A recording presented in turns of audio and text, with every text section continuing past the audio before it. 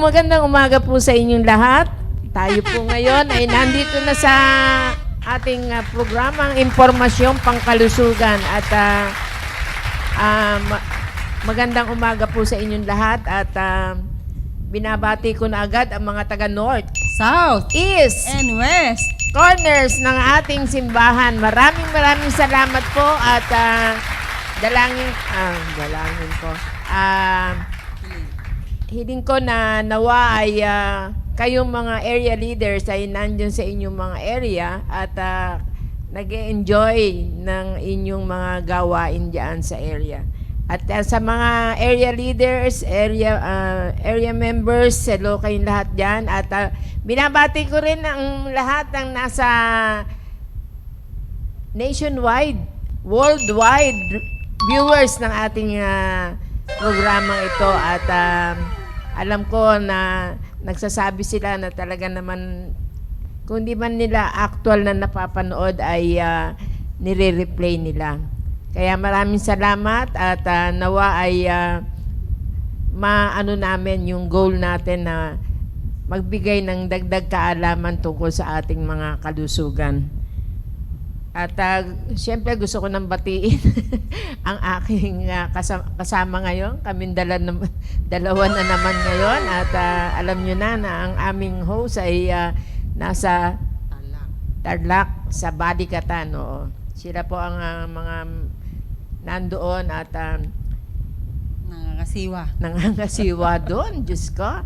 Wala naman yatang mga tawag doon sa may mga sakit or casualties. Wala naman. So far, wala akong narinig na... Wala naman balita. Anyway, Doc Eugene, good morning. Magandang umaga po ulit sa inyo pong lahat.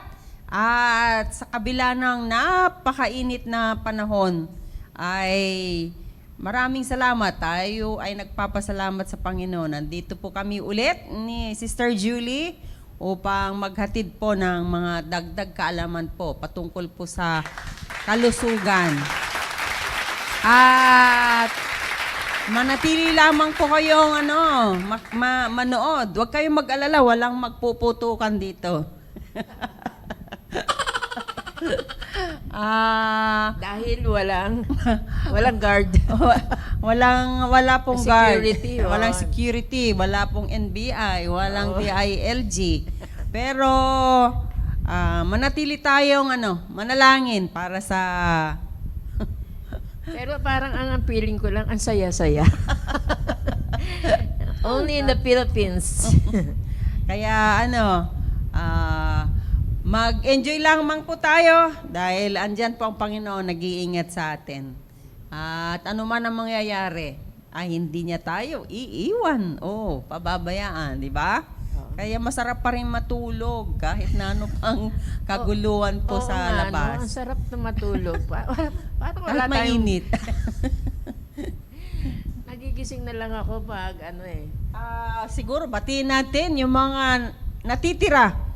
Si Sir Romil, baka pwede mong i-flash po, hindi pwede? Batiin mo na yung area mo. Magandang umaga sa Southeast family. Ayan na. Kasi andyan pa rin yung mga avid viewers po ng IP. So, bigyan natin sila ng pagkikilala. Gusto ko na palang isingit yung kahapon, ay nung Tuesday. Tuesday ba yun? Tuesday? Oo. Medyo na-fake it's a prank. Bakit? Kasi nawalan po ng kuryente so nag-replay po kami. Yung pong Tuesday, replay po yun. Busy ako nung Tuesday. At sabi nila, Julie, ba't naka-red ka?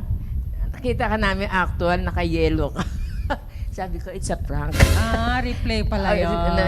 Yung kami ni Doc Lani. Okay. Pero ito po, hindi ito. Hindi na po prank ito. Prank ka lang kami. Actual na po ito. Biyaya ng Panginoon. Meron po tayong electricity ngayon. Nagbayad na po. Pero talagang di daw natin maiwasan ng mga rotational brownout dahil po sa sobrang init at nagbabag down po yung iba. Sana totoo po yung kwentong yan. Wala pong ibang nakakabit doon. Kaya Minsan tiis-tiis. sinisisi ang mga squirrel. Kinakain daw Ang nila. daming sinisisi. Pero totoo naman po na sobrang init, so mas marami pong gumagamit ng kung anong iba't ibang pamamaraan, lalo na po yung mga air conditioner. Kaya marami din pong sunog halos araw-araw dahil sa mga electric fan or mga short circuit na totoong nangyari sa isang kapatiran natin. So, mag-ingat po tayo.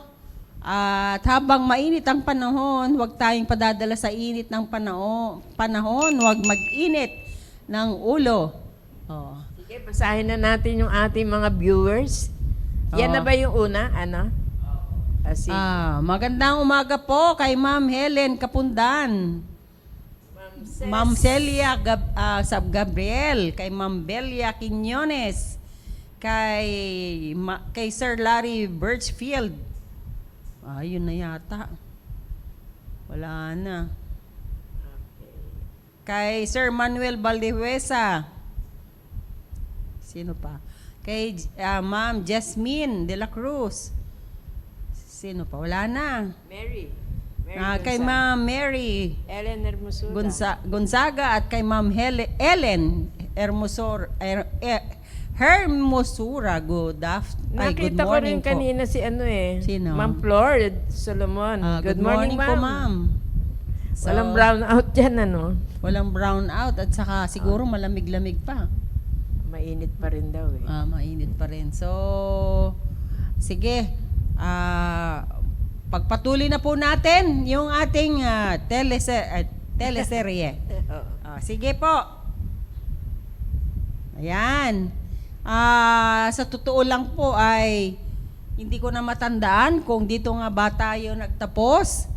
Pero bago ko po makalimutan, kasi sabi ko sa sarili ko kanina, wag ko po kalimutan yung sasabihin ko po, lalo na po sa mga ka-seniors. Mga senior citizen po ay meron pong, kayo po yung priority po para sa flu vaccine. So, kung ano man yung mga schedule po ninyo, ay avail of it. Kasi mahal, 2,000 to 3,000 po sa private practice po yan. At ibinibigay po na libre po ng ating gobyerno. Meron po kayong mga schedule. Kung dito po sa Taguig, ay nagbigay po sila ng schedule bawat barangay, kung kailan po kayo pupunta. Siyempre po, ang first priority po ay yung mga seniors. Siguro, ang mga susunod niyan, yung mga PWDs, lalo na po yung mga nagda-dialysis, ganun din po yung mga buntis. Kaya, you should be aware. Sayang din naman po yung pagkakataon at katipiran na maibibigay po ng gobyerno kaysa magbayad po kayo sa sa butika. Kasi pwede kayong bumili sa Mercury, sa Watsons, kanilang schedule at doon na rin po kayo i-injectionan. Sayang din po yon at libre po sa health center. Yun lamang po, you should go to the scheduled date kung kailan po kayo dapat pumunta. Para po for orderliness, hindi po kayo basta pupunta doon, pipila doon. Meron po kayong designated schedule and area kung saan po kayo magpapabakuna para hindi po siksikan. At siyempre po yung mga senior ay binibigyan po ng priority. Kaya avail of it habang meron pong flu vaccine. This is the best time for you to receive it kasi this is given every year. So, kung later in the year, malapit na pong mag-expire. Yung mga bakuna po ay mag-expire din po hanggang December yon. So, it should be given as early as possible. Pero, yung mga bakuna po kasi ay nagiging available earliest na po yung April. So, May pa lang ay available na po sa health center. That's a good news kasi usually nagiging available June, July na po sa mga health center. And this time, mas maaga, kaya pumunta na po kayo doon.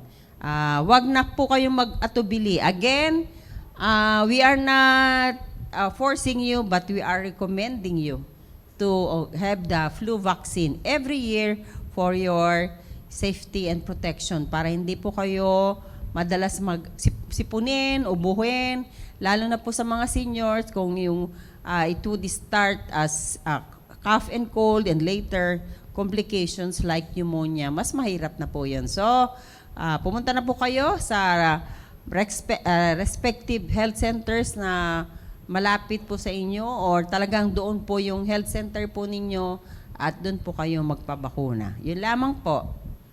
Okay. Oh, Ano? maganda daw tayo, sabi ni Beng. Sino? Sino ang nagsabi? Si Beng. Kaya, Beng, magpabakuna ka na. Gusto mo kasama pa kami. Sige, sige. Okay. Oo nga, magpabakuna na kayo. Merong schedule yan eh.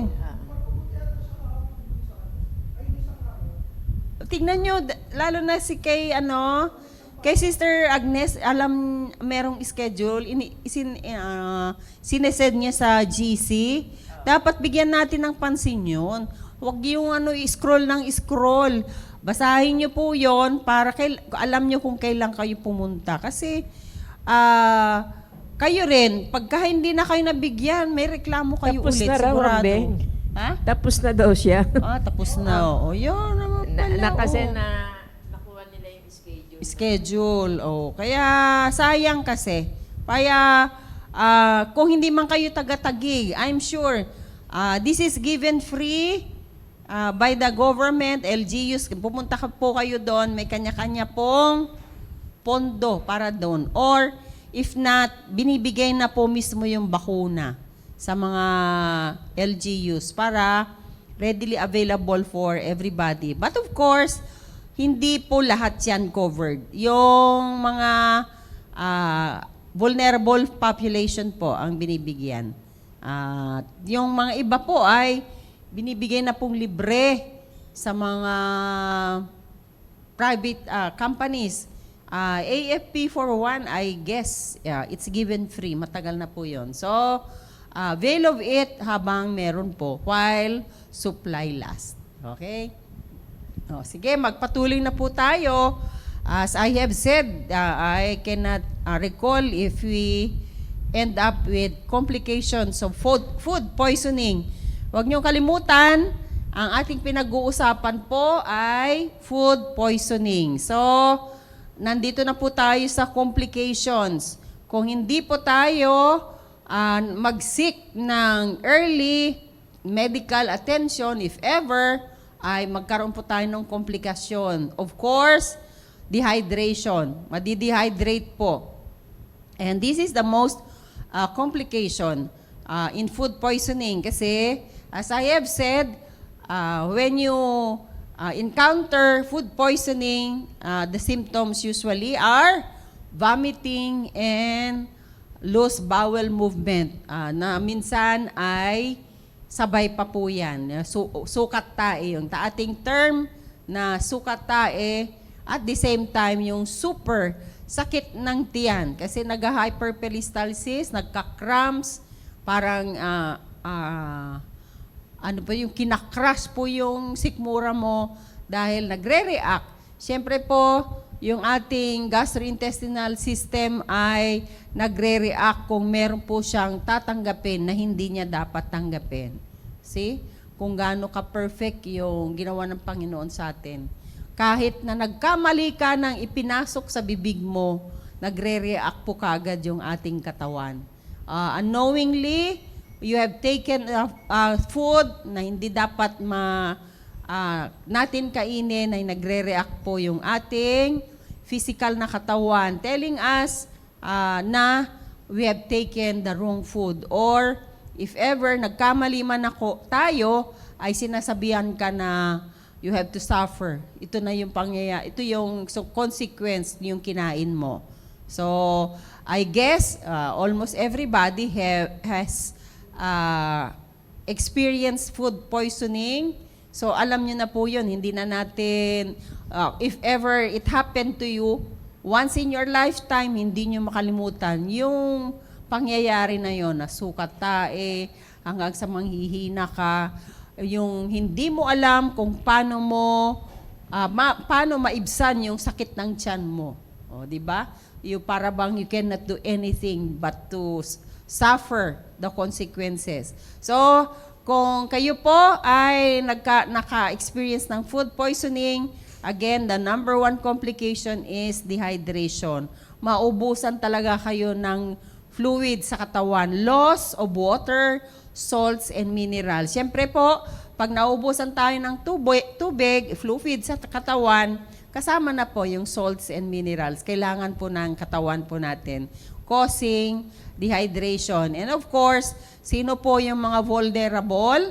Yung mga bata and even older adults na meron pong pinagdadaan ng mga sakit, yung mga stroke patients, dialysis patients, at ganun din po yung mga weakened immune system. Yung mga nagki-chemotherapy, sila rin po yung unang magkaroon po ng complication if not attended to. Lalo na po yung mga bata, hindi po sila aware, at siyempre po, pag sumasakit na yung tiyan nila, ay talagang kahit anong sabihin mo, no explanations can suffice na dahil doon sa nakain nila. And of course, pag sa bata, sinong may kasalanan? Yung magulang, yung mga nag-aalaga.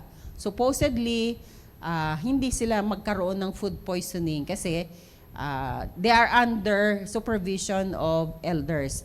Of course, kung tayong mga matatanda, we can usually overcome kasi kahit na ano pang sabay-sabay yan, ay kaya pa rin natin dahil we seek. Yung iinom tayo ng oral rehydration solution, parang volume per volume. And we advise na kung kayo po ay nagkaroon po nito, ay huwag kayong iinom ng pampatigil o pampakalma ng bituka if you can tolerate, kasi kailangan ilabas po natin yung lason or toxins, enterotoxins na na-produce po yung food poisoning. Dahil pagka food poisoning, may bacterial infection, lahat na po yon.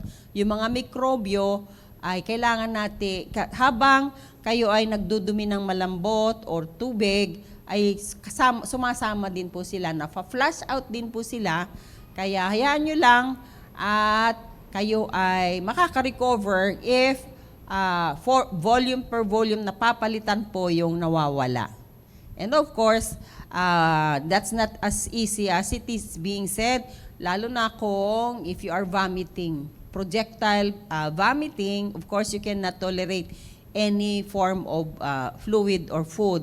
So, kung ganun po, ay pumunta na po kayo sa hospital. And as I can remember, I have mentioned before na sometimes we have to rest the gastrointestinal system. So, wala pong ibibigay po sa inyo for temporarily, for a while, para makapagpahinga po yung inyong GIT. So, ibibigyan po kayo ng IV fluids. Ito po yung isang komplikasyon sa systemic disease. Blood clots in the kidneys. Kasi po, yung mga food poisoning, lalo na po yung Escherichia coli, can result in blood clots that block the kidneys filtering system. Kasi po, kung this is the most common cause of food poisoning, magkukos po sila ng blood clots. Pagka sinabi natin blood clots, it goes around the blood circulation and it should be sifted in the kidneys. Siyempre po, kung malalaki po yung blood clots na yan, ay hindi niya po kayang i-filter. Ano ba sa Tagalog yun? Salain. Hindi niya po kayang salain. So, maiimbak po yung mga blood clots na ito. So, this condition will cause hemolytic uremic syndrome. Will cause, and which will result in the sudden failure of the kidneys to filter waste from the blood. Kasi nga po, barado na po yan. So, Yun po yung dahilan. Pag severe dehydration, tapos E. coli ang cause, which is the most common cause, it will result in blood clotting that will block the kidney's filtering system. So, maiimbak po doon, lalong hindi na po lalabas yung waste products po. Less often, other bacteria or viruses may cause this condition. But as I have said, the most common is still E. coli. Bacteria in the bloodstream. Bacteria in the blood can cause disease in the blood itself or spread disease to other parts of the body. Siyempre po, meron tayong term na septicemia or bacteremia muna. Bacteremia in the bloodstream, ibig sabihin, dumami na po, nag-multiply na po yung bacteria sa dugo. So, it can spread to other parts of the body, hindi lamang po sa GIT natin. So, kakalat na po yan, magkakaroon na po ng bacteremia. And then later, meningitis. Meningitis is inflammation that may damage the membranes and fluids surrounding the brain and spinal cord. Madalas po nating ini-explain po nito, ano po ang meningitis, yung meninges, yung thin film na nakabalot po sa ating brain, tissue at ang ating spinal cord. Pagka nagkaroon mo tayo ng bacteremia, sumusunod na po yung meningitis.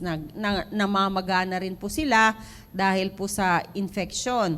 At kung may meningitis na po tayo, andyan na po yung mga neurologic symptoms. Kasama na po yung convulsion, fever, high fever, drowsiness, ganun po yon. So, kahit sabihin natin na food poisoning lamang po ito, maisip nyo po, kung hindi po naagapan, ay mapupunta po tayo dito, na magkakaroon po tayo ng meningitis. Siyempre po, pagka pinag-uusapan na po yung meningitis, ay mas mabagsik na po ng mga antibiotic, antiviral, or antifungal medications na po, na hindi na po pwedeng idaan po sa bibig, kundi idadaan na po sa swero. Okay? At ang kasunod po nito ay sepsis. What is sepsis? Sepsis is an overreaction of the immune system to systemic disease that damages the body's own, Bakit? Hindi ko alam kung anong karugtong. Immune system siguro yon. So kung merong septicemia po, para bang late na po tayo. Na kung inabot na po tayo ng septicemia, very poor prognosis na po ang ibig sabihin. Kasi po, pag septicemia ay nakalat na po sa buong katawan na po natin, hindi lang po sa blood circulation, kasama na po yung all body organs that we could hardly fight back kahit na po yung mga matataas na klase na po ng gamot, ay we may be late kasi na-overwhelm na po ng infection yung buong katawan. So, ganun po kagrabe yung simpleng food poisoning, ay we should give attention to this, lalo na po sa mga vulnerable population. Again, yung mga seniors, mga sanggol, yung mga may debilitating diseases like diabetes, stroke, chronic kidney diseases, may cancer, ay ito po yung mga binabantayan natin. At wag nating ipagwalang bahala kung meron pong mga kamag-anakan po natin na meron po nito. At palagi nating sinasabi na the early detection and early urgent, kung kailangan nyo pong dalhin kagad po sa medical facilities, kasi sila po ang nakakaalam po nito. Whatever happens, kung hindi man, lalo kung sanggol po yan, kung suka ng suka, ay meron pong ibibigay na fluid para kahit sumuka siya ng sumuka, ay napapalitan po yung kanyang isinusuka. Okay? Paano natin ipiprevent lahat po ng mga komplikasyon of systemic diseases? As often as we are saying and recommending and always we should do ay hand washing. Not only for food poisoning, but for hygienic purposes, dahil doon din natin tatransmit yung mga hindi lamang po lason, kundi pati yung mga nakakahawa pong mga sakit. So, we should always, we should make it a habit to do hand washing. Yung mga obsessive-compulsive people, sumusobra naman sila. Kasi every now and then, hugas sila ng hugas ng kamay. If water is not available, spray po sila ng spray ng alcohol. Lahat po ng kanilang hahawakan may alcohol hanggang sa masira na lang yung gamit nila. Pero tayo, normally ay dapat malinis po ang ating mga kamay. Again, wash your hands with soap and water for at least 20 seconds. Hindi yung itinapat mo na yung kamay mo sa gripo, tubig, wisik-wisik ng konti, tama na po yun. Wash your hands with soap and water for at least 20 seconds. Noon ay nauso kay GMA na using the happy birthday. Pag matapos mo, 20 seconds. So, a little less than half a minute. Pero kung tutuusin, kung bibilangin mo, magbabibilang ka ng 20. So matagal-tagal din po yon. Kaya kung naglagay ka na, kung itinapat mo sa gripo, binasa mo yung kamay mo, naglagay ka ng sabon, tamang-tama po. Sabunin mo yung kamay mo at i-rinse mo, tama na po yung 20 seconds. When do you do this? Every time you eat. Do this after using the toilet. Of course, lalo na kung ito po ay public toilet. Kung may sarili kang toilet sa kwarto mo, ay alam mo kung gaano kadumi o kalinis yung toilet mo, di ba? You always wash your hands before eating. Kasi nga, even if you use spoon and fork, there are times that you can help but to take hold of your food. Lalo na kung matigas na buto, yung mga ganon, may mga tinik. So, kailangan maghugas ng kamay. And before and after handling food. Bago po kayo mag-prepare, bago kayo magluto, and after. If after cooking, ay kung kailangan nyo pong hawakan ng isang pagkain, ay mas maganda po kung kayo po ay naghuhugas madalas po ang inyong kamay. Pangalawa ay wash fruits and vegetables. Rinse fruits and vegetables under running water before eating or before peeling or even before preparing. At lalo na kung kakainin niyo po yung prutas na hindi niyo na kailangang balatan. Diba? There are fruits na you can eat, like there are people eating apples without peeling it off, diba? So, kailangan linisin niyo pong maigi. Kasi, can you imagine kung saan galing po yung mansanas, kung galing po ng China, ilang humawak na doon sa mula pagpitas, pag-empake, pagdala dito sa Pilipinas, nakarating po sa mga negosyante, nakarating po doon. Pinakamababang nagtitinda sa palengke. So, kailangan po nating linisin maigi yung ating mga kinakaaning purutas.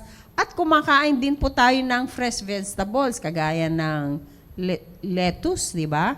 So, kailangan nating hugasan maigi. Tayo ay nagpuproduce ang Pilipinas usually from the Mountain Province, Central Luzon, in Nueva Ecija, in Batangas, even in Mindoro, kung yung mga raw food na kinakain natin, kasama po yung kamatis, ay kailangan linisin pong maigi.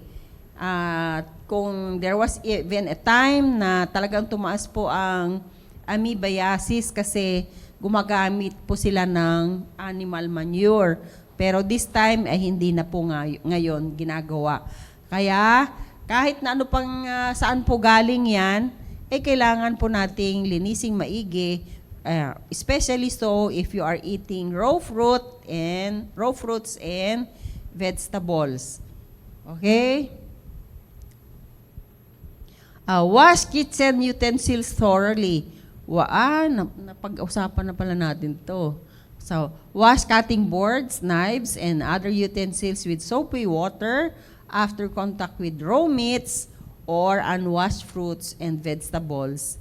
So, napag-usapan na natin before, if you can afford having 3 cutting boards for vegetables and fruits, for fish and meat, ay mas maganda po yun. Or if not, you always wash your cutting boards thoroughly para hindi po lilipat. Kasi po yung mga karne, pag raw yung karne, meron pong mga parasites po yan. So, kung hindi mo hinugasang maigi, ay lilipat pa rin po doon sa kinain mo. Lalo na kung ikaw ay naghiwa ng karne before naghiwa ka ng prutas at gulay for salad, mixed vegetable salad, ay pupunta po yung parasite na galing po sa karne ng baboy like trichinella or sa galing po sa mga isda.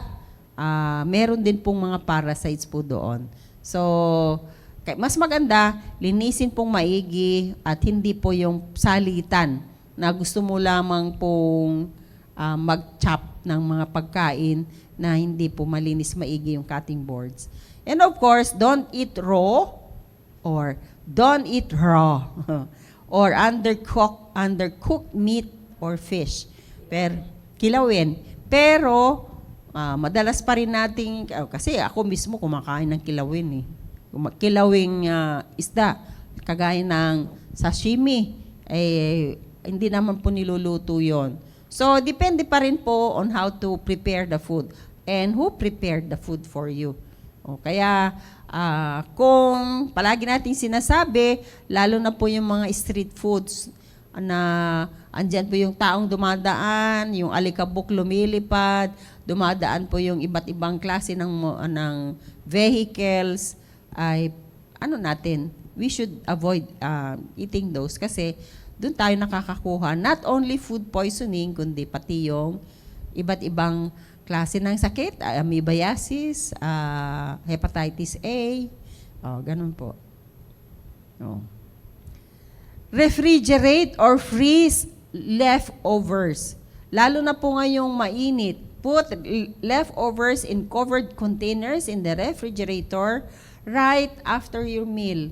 Huwag niyo na pong patagalin po sa ibabaw ng mesa. Lalo po ngayong mainit ay talaga naman yung bacteria can multiply. Mas mabilis po silang dumami kaysa yung malamig ang panahon. There are bacteria that will grow faster in higher temperature at meron din po kahit sa mababang temperature.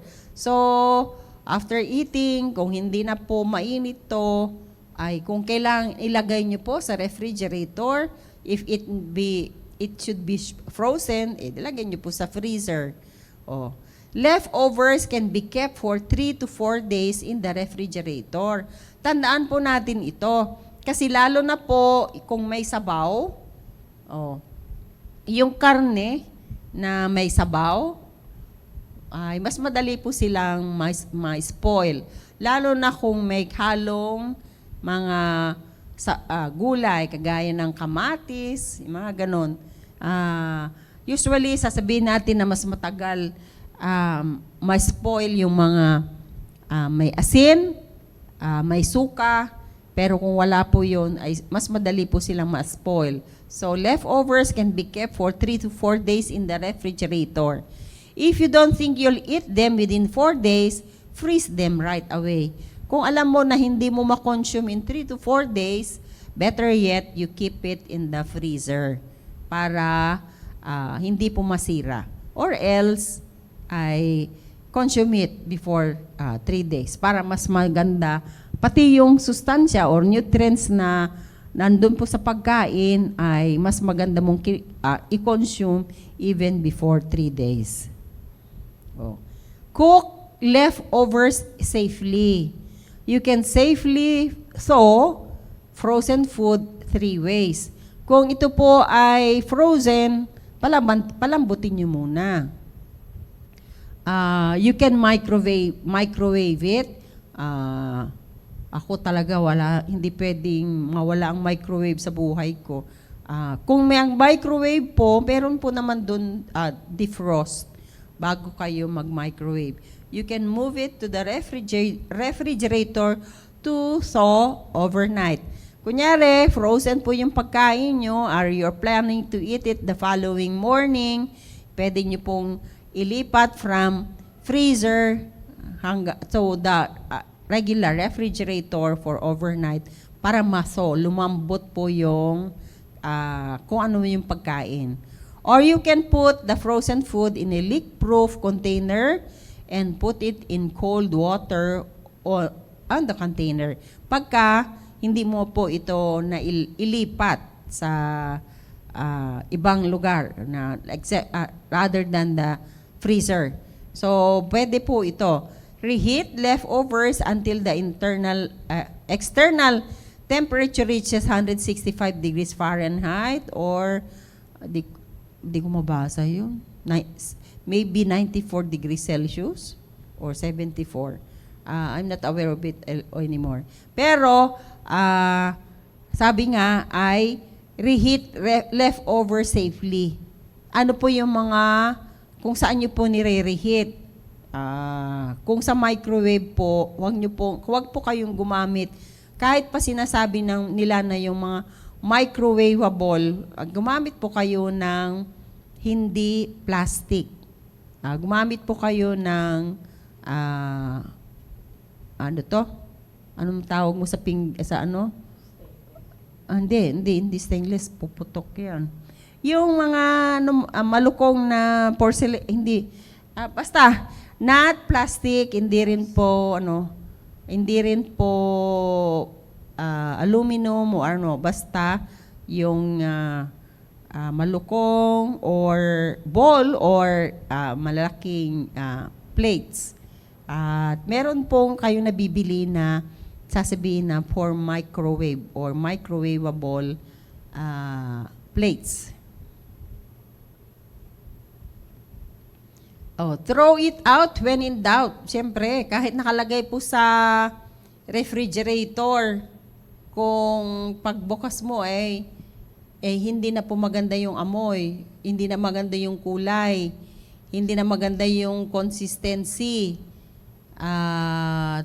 lalo na kung bumubula na ito, itapon nyo na. If you aren't sure if a food has been prepared, served, or stored safely, discard it. Itapon nyo na po. Even if it looks and smells fine, it may not be safe to eat. Kasi ugali natin ng mga Pilipino, masarap pa naman yung lasa, or hindi naman mabaho, or hindi naman nagbago yung amoy. Masarap pa rin po yung amoy, pero kayo po nakakaalam kasi it may differ in the consistency of the food. Kahit na inilagay niyo po yan na medyo, sabihin nating half-cook, sa pagligay niyo po sa loob ng refrigerator, iba na po yon. Pagka kinagat mo ay parang iba na po yung consistency, ay mas maganda na lamang po na itapon nyo na po para hindi po magkaroon ng problema. And of course, pagka ito po ay talagang panis na, kahit na i-reheat nyo na po, i-reheat nyo pa, iba pa rin po yung lasa. And of course, you lose everything. Kung ano mang meron doon sa pagkain na yon ay wala na pong sustansya kasi sinira na po. If ever, meron pong mga contaminants po doon ay nasira na po ito. So,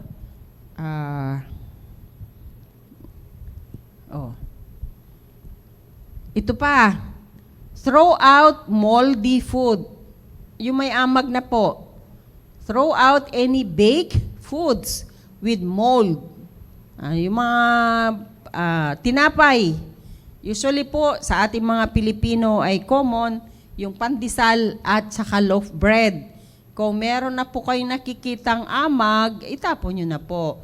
Throw out moldy soft fruits and vegetables. Nakikita din natin sa mga kinakain nating mansanas, papaya, kasi sila po yung madaling yung mangga, ganun din po sa vegetables, yung kamatis. Of course, yung kamatis, sa tomatoes, berries, or peaches, pwede mong tanggalin po yung mold kasi kung lulutuin mo din, okay lang po yon. You can trim away mold from the foods with low moisture, such as carrots, bell peppers, and hard cheeses. Cut away at least 1 inch around the moldy part of the food. Ito po, ina-advise po ay at least 1 inch around the moldy part. So malaki-laki yung tanggalin nyo po yan, lalo na kung tinapay ito. Pero kung almost all the loaf bread ay nandun na po yung amag, ay itapon nyo na po kasi hindi nyo na ma-trim out po ito. Pero kung vegetable po yan na iluluto nyo rin, kagaya kung merong kamatis, patatas, ay pwede pa rin po dahil iluluto nyo po ito. Okay? Clean your refrigerator. Ito po yung importante po dito. Huwag nating isipin na inilagay ko naman ito sa loob ng refrigerator. Pero, anong itsura ng refrigerator po natin? Kasi, as time passes by, ay nag-accumulate din po ng bacteria sa loob po ng refrigerator kasi there are bacteria, fungi, or viruses that can tolerate low temperature. So, kailangan pa rin po nating linisin. Clean your refrigerator. Clean the inside of the refrigerator every few months. Yun lang, hindi sinabi kung ano yung few months. Baka naman yung few months ay abutin na ng 1 taon, pero hindi na po few months yon. Make a cleaning solution of 1 tablespoon or 15 milliliters ml of baking soda and 1 quart or 0.9 liters of water. Clean visible mold in the refrigerator or on the door sills. Use a solution of 1 tablespoon or 15 millimeters of bleach in 1 quart of water. Ganito lang po yun. Sa akin kasi ginagamit ko yung baking soda talaga. Ihahalo mo sa tubig. Sa 1 liter, 0.9 liter of water, ihalo mo yung 1 tablespoon na baking soda. Yun ang panglinis mo sa loob ng refrigerator. Wala pong sinabing sabon. Kasi yung baking soda, di ba, panglinis din ng CR yan. Pampaputi. So, pwede na po yun using the right solution. Kasi it can be corrosive pagka sobra naman pong concentrated po yung ginawa nyo pong solution ng panglinis po ng refrigerator. Yung sinabi niyang few months ay it may differ. Kasi there are times na wala ka namang medyo ilalagay. Or there are times na meron kang inilagay doon, natapon na, lalo na kung naglagay kayo ng itlog, nabasag, yung mga ganon, mga liquid na natapon na, ay ibig sabihin, mas madalas nyo pong linisin yung inyong refrigerator. Wala bang nagtatanong? Ito na po yung treatment. Mukhang matatapos na natin. Ay, 11:30 na. Treatment, fluid replacement. Fluids and electrolytes. Siyempre po, kung nagsukatain na po yung isang pasyente, papalitan lamang po natin yung fluids. And of course, with the fluids, ay meron pong kailangan mga electrolyte na i-maintain po natin. Maintain the balance of fluids in your body. Electrolytes include minerals such as sodium, potassium, and calcium. Ito po yung talaga palagi nating hinahanap sa serum electrolyte test sa blood natin. Kasi kung bumaba po ito, marami pong komplikasyon. Yung potassium, yung pag-excrete po ng waste. Kasi if you have too much potassium, problema po si kidneys at mag-absorb po tayo ng lalong tubig. Ganon din po yung potassium na may cause temporary paralysis. Yung calcium po kailangan po kasi sa muscle contraction. After vomiting or diarrhea, it's important to replace fluids to prevent dehydration. Agad-agad po ito para hindi po tayo na makaranas ng mga komplikasyon as we have discussed, lalo na po yung mga bacteremia, meningitis, and septicemia. You may need fluids and electrolytes delivered directly into the bloodstream. Ito po, na-miss ko ito. It is important to replace fluids to prevent dehydration. Severe dehydration may require going to the hospital. Siyempre po, lalo na po sa mga sanggol. You may be late at kung pagdating sa hospital, comatose na po yung pasyente nyo. You may need fluids and electrolytes delivered directly into the bloodstream. Ibig sabihin ay idadaan na po sa suwero. Okay, para mas madali pong habulin. Treatment, ito po, antibiotics, antiparasitics, and probiotics. Okay. Tapusin na po natin dito sa treatment. Yung antibiotics, antiparasitics, and probiotics. Itong probiotics, dati ay hindi po ito kasama sa treatment. Pero, pagka meron po kasi pong vomiting and loose bowel movement, napapasama rin po yung good bacteria sa ating katawan. Kaya ano po yung probiotics, ay binibigay po ito, billions of microbes. These are good bacteria to replace yung good bacteria na naalis po sa ating katawan to fight back the bad bacteria. Kailangan pong ma-overpower o mas marami pong kapalit na good bacteria dun sa bad bacteria para ma-regain po natin yung ating immune system, mas malakas pong panlaban po sa anumang infection. Okay? So, hindi pa rin po tayo tapos. Ewan ko kung gaano pa kahaba to. Marami pa eh. Sige. So, hanggang dito lamang daw po tayo. Naubusan na po tayo ulit ng oras. Wala pong nagtanong. Parang absent po si Sir Cesar. Wala pong tanong. Nandiyan naman si Cesar. Oo. Bakit kayo hindi nagtanong, Sir Cesar? So, sa mga susunod, Hindi pa niya nararanasan yung nalason. So, yung mga susunod po, ay meron pong ituturo po sa inyo, proper food storage. Ayan. So, maybe, pati po yung mga breast milk on how to store the breast milk. Okay? So, magandang umaga po ulit. At sa gagaya po ng dati, ay sana ay nakapagbigay po kami ng additional information po patungkol po sa food poisoning. Yan, sige. Maraming salamat, Doc Eugene. At napakahabang teleserye to. At kasi napakaganda rin eh. Inaalam natin ano ang mga dapat gagawin. Which is parang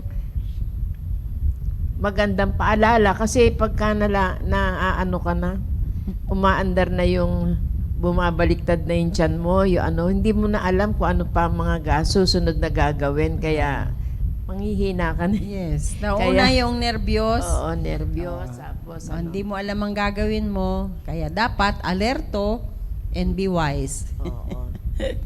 Sige, ayan, maraming salamat. Dahil wala kayong mga tanong, may mga ano lang kayo. Si Sir Manny, medyo meron siya mga paano. Pero hindi siya tanong. Parang ano ba yung naaamoy pagka medyo ano na, ganyan. Pag maasim na, kung ganyan. Kaya maraming salamat at doon sa ating nandito rin pala kasi magtanong na po actually hindi naman tanong ni Sir Manny yun eh. Anong sinabi niya? Sabi ni Cesar Dejos kasi nagtanong na po si Sir Manny. Ang sinasabi lang ni maasim na po ang amoy ng food na rotten na. Yung mga ganun ba? Oo. Yung parang inaano lang niya. Tama po, we're doing it sa freezer, ilagay yung parang Nag-ano lang, comment. nagko-comment lang siya, hindi siya nagtatanong. Yun po yun, si Cesar Dejos. Ayan, nagpapasalamat si Ma'am Flor. Hindi merong sinabi to Meron. si Sir Manny, okay po warm or hot water ang panghugas. Hindi naman po kailangan hot or warm ang panghugas. Basta meron pong if it pertains hand washing, kahit na po hindi hot, kahit sa mga utensils natin, not necessarily po na hot, basta may sabon at proper washing po. Okay. Maraming salamat yung mga natin, yung mga loyal natin o yung mga faithful viewers natin. Maraming salamat po at bukas magkita-kita rin po tayo bukas sa ating meron tayong tawag dito, yung nutritionist. Oo. Patungkol po sa ating pagkain. Oo. Okay, maraming salamat po ulit. At huwag kayong aalis dyan dahil Mayroon pong susunod pang programa ang The Baptist Lunch.